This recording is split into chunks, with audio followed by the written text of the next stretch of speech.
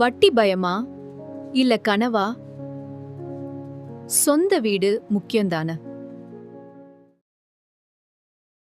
யூடியூப்ல பேசுறவர்களை நம்பி சொந்த வீடுன்னு கனவை கைவிட்டவரா நீங்கள்? வாங்கின கடனை விட 2 மடங்கு கட்டணம் தருமாங்க அப்படின்னு பயந்து உட்கார்ந்திருக்கீங்களா? சரி, நம்ம பணத்தை பேங்க்ல 20 வருடம் டெபாசிட் பண்ணா குறைந்த வட்டிக்கே உங்க பணம் 2.5 மடங்காகும்.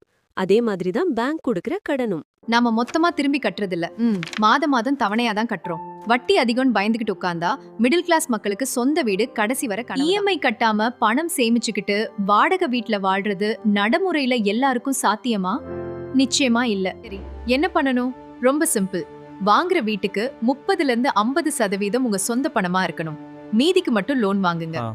இன்னொன்னு, வருஷத்துக்கு ஒரு தடவை குறைந்தபட்சம் 2 மாத இஎம்ஐ அளவுக்கு பார்ட் பேமெண்ட் கட்டுங்க. இத வைராக்கியமா பண்ணீங்கன்னா அதிக வட்டி இல்லாம கடனை சீக்கிரமா அடைச்சிடலாம்.